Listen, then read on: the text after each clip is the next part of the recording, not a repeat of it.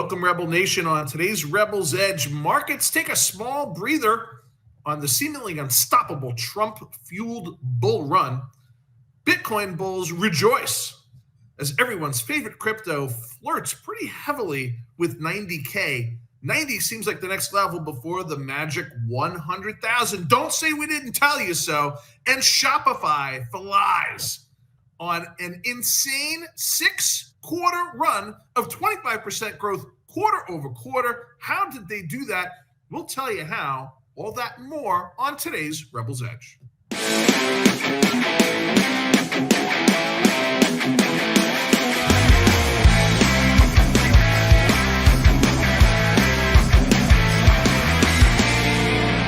Welcome back, everybody, and look who's back from Sweden. Oh, jeez.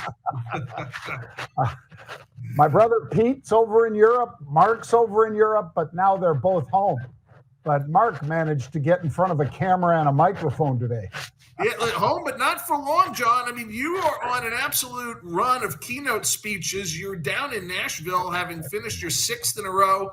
But you're not stopping there. We will both be on stage tomorrow at the incredible Wall Street Conference at the Waterstone Resort in Boca Raton, talking about markets, talking about some of our Moneta advisory clients like M2I, Nano Nuclear, other incredible companies. Jason Lyons always puts on a great show there. And then there's no rest for the wicked. We'll only have a couple of days before heading back to Miami for, of course, the unbelievable and sure to be unforgettable 10X Wealth. That's why I'm wearing the colors today. Shout out to our brother Grant.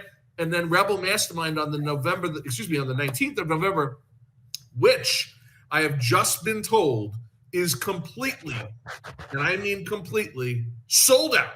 Not one seat available, not one spot left in that room. Packed house. It's going to be great. Long time coming. Neither hail nor sleet nor dark of night nor Hurricane Milton or any other named storm is going to stop that one from going on. I can't believe, John, it's a week from yesterday. There's been so much time and work put into that, but it's finally here. Yeah, and the next one's already on the calendar for March. Yep. When Grant does another 10X, and we'll be there for that, and another mastermind. So that's right. Wild stuff. And yeah, I'm really looking forward to a couple days back in my own bed, Mark. Because I'm sure like you and like Pete, I've been on the road a lot. And it's nice and it's great to meet so many interesting folks, but I can't wait to sleep in my own bed. So that'll be nice. Yep. All right. Well, we're ready for Macro Minute, Mark. And Jay Powell is my portion of Macro Minute today. Love your comments as well. He says the level of debt relative to the economy is not sustainable. The path is unsustainable. And he said, these are basically quotes. We see that, and you've got a very large deficit. You're at full employment that's expected to continue. It's ultimately a threat to the economy. And even our friend at Zero Hedge has picked up on this one. So that's a little bit of that softness that you mentioned in the market, Mark. I mean, John, in the category of, is this really news? I mean, Jay Powell, what have you not noticed? I mean, John, you probably know this, that famous clock that's been on the side of a wall on the west side of Manhattan since I think the late 70s that shows the national debt and the national debt per household. And if you stand there waiting for an Uber, the thing goes up by $150 billion.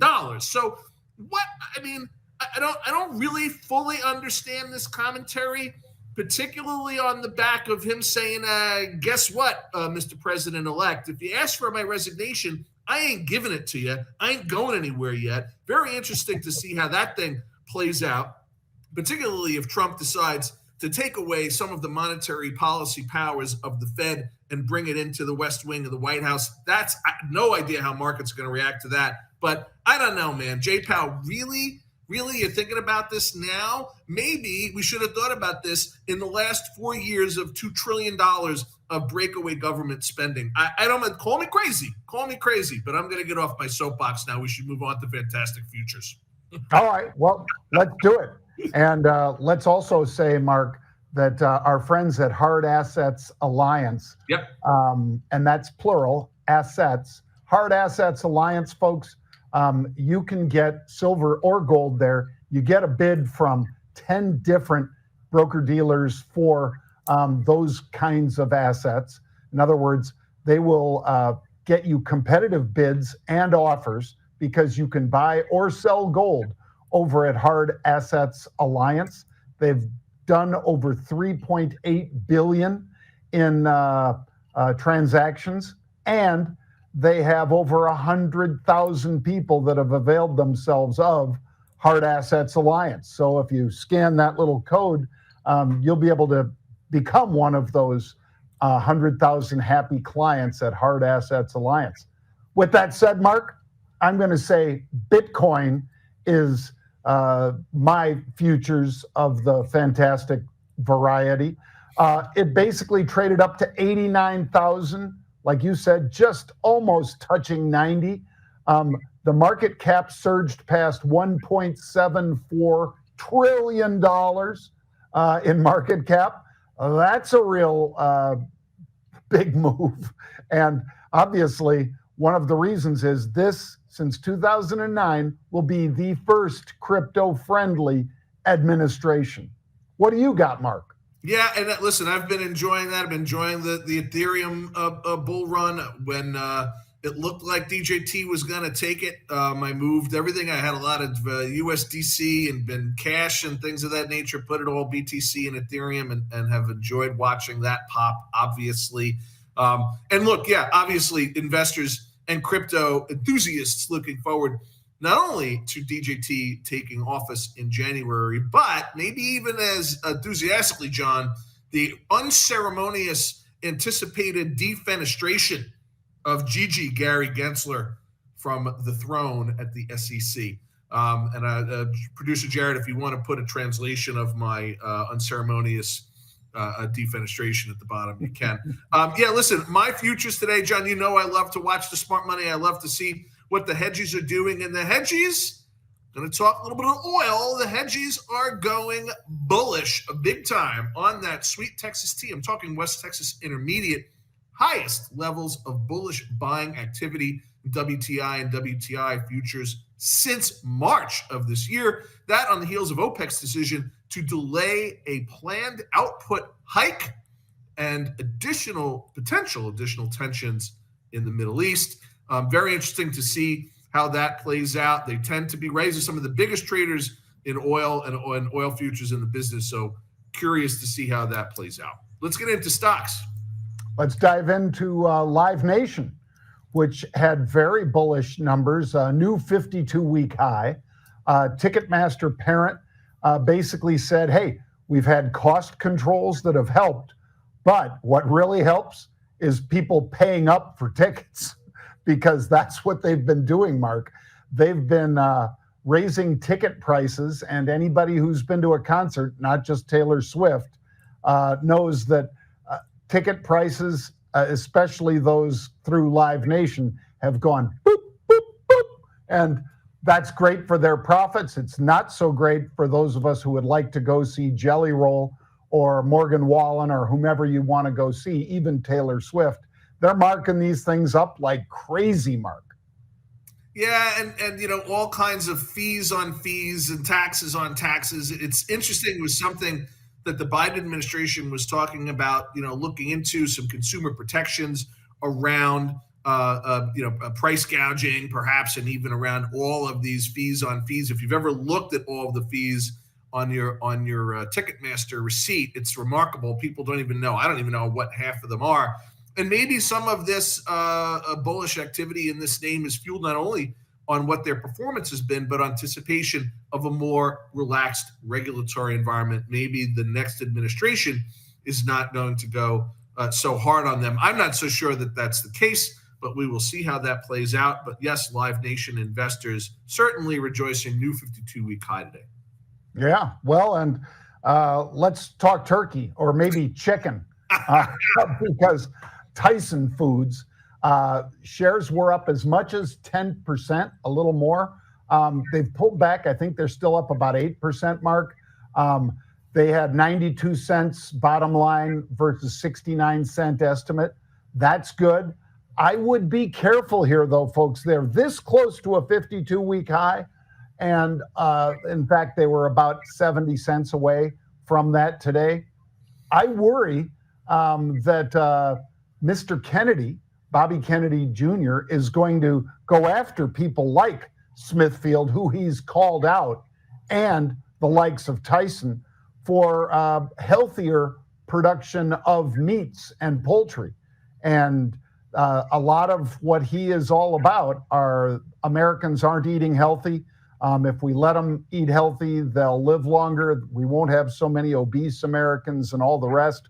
So I would caution that you might want to consider taking some profits and waiting on this one rather than chasing it to a new 52-week high.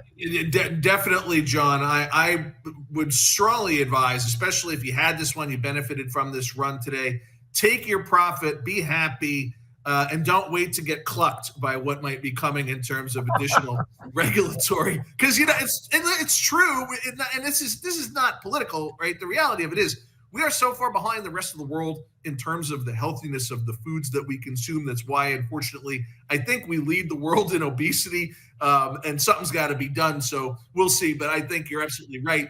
I think RFK Jr. has Tyson, Smithfield, and other of these massive scale poultry and meat producers, packagers in the crosshairs. Take the money and run, folks. Don't sit and wait, see what happens there, and say, what the cluck?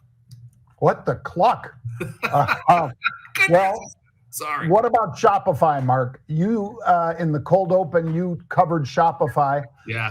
Stock skyrocketing today, a new 52-week high. You mentioned about the revenue shooting up 26% year over year to $2.16 billion. I mean, there is nothing in this report that is not fantastic, unless you're a short, because if you're a short, you got to be out there thinking, well, one of these days they've got to come back to earth. Well, Shopify ain't coming back to earth on this quarter, Mark. No, and rightfully so. I mean, let's put this into context, and I teased it in the cold open. It's not just 25% quarter-over-quarter growth. It's 25% quarter-over-quarter growth for the past 6 quarters. Show me another ticker that's got performance like that.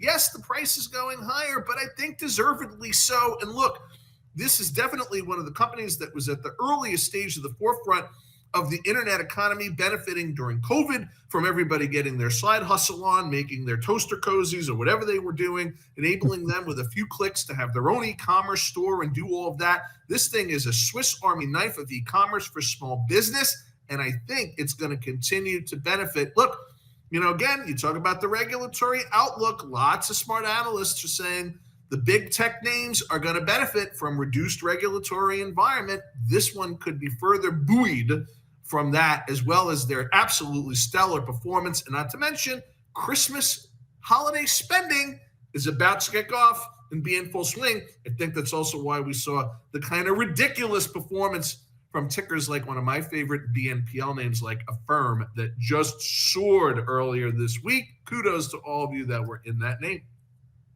Yep, absolutely. And Mark, sticking with the theme of companies that are doing well, this is a Southeast Asian company, C Limited, symbol SE, like Sierra Echo. And year over year, their e-commerce business just setting records. And they're mainly, like I said, Southeast Asia. But now the recent expansion into Latin America and Brazil bodes very well for them. We know that they've already been able to compete against massive Chinese rivals in the e-commerce space. And if you can hold your own against those folks, you can probably do it anywhere.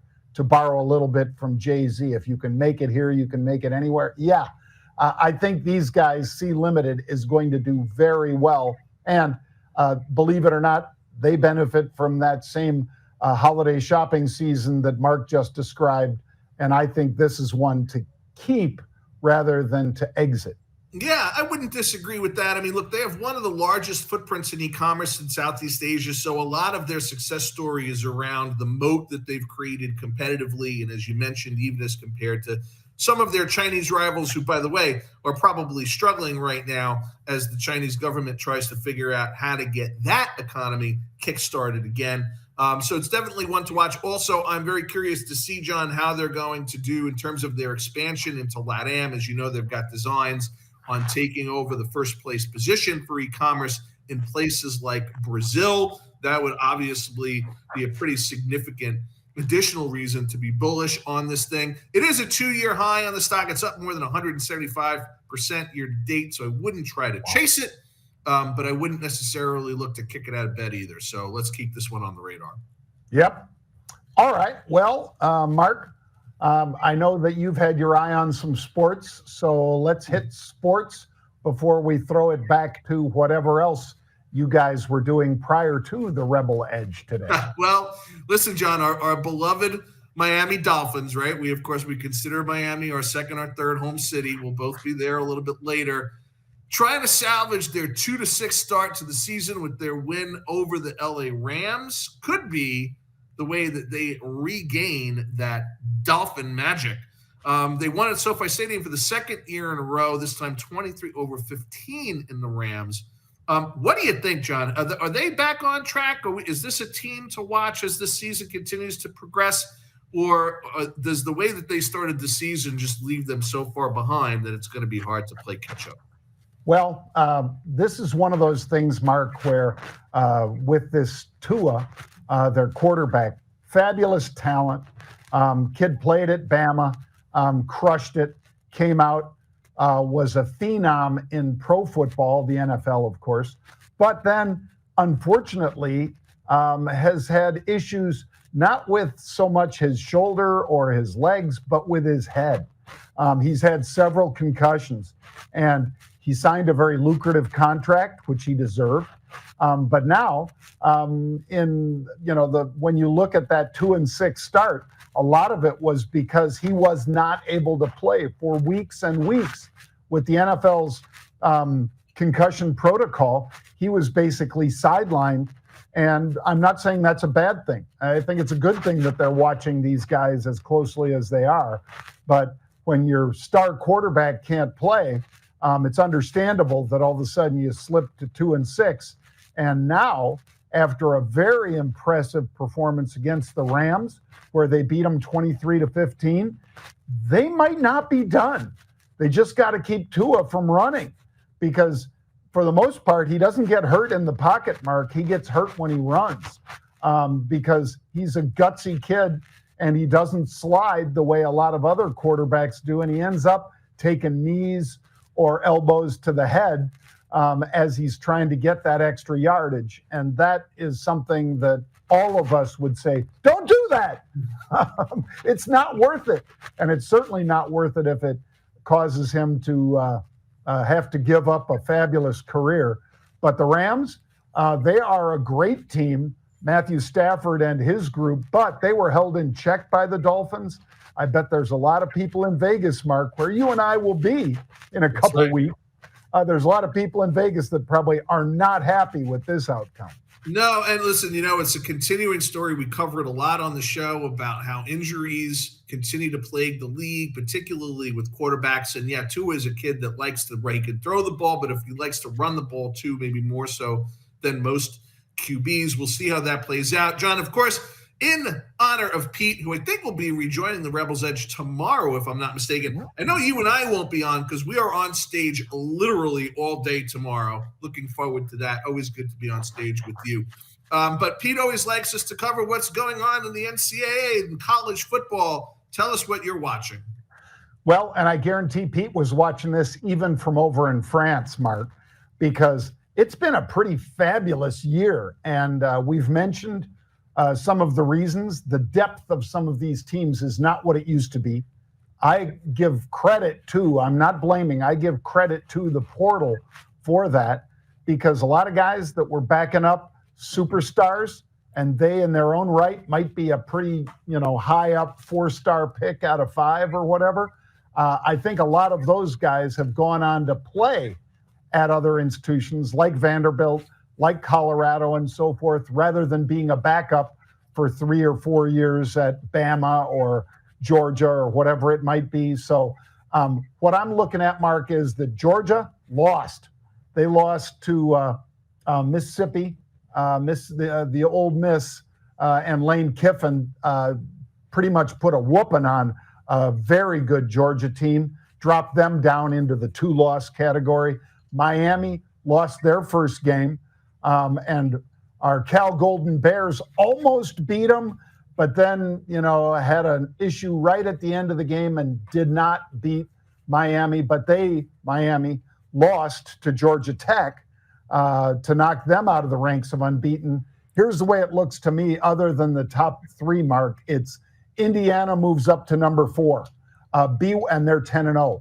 BYU moves up to number 5, and they are 9-0. And they had to kick a field goal at the end of the game against a great Utah team to beat them and stay undefeated.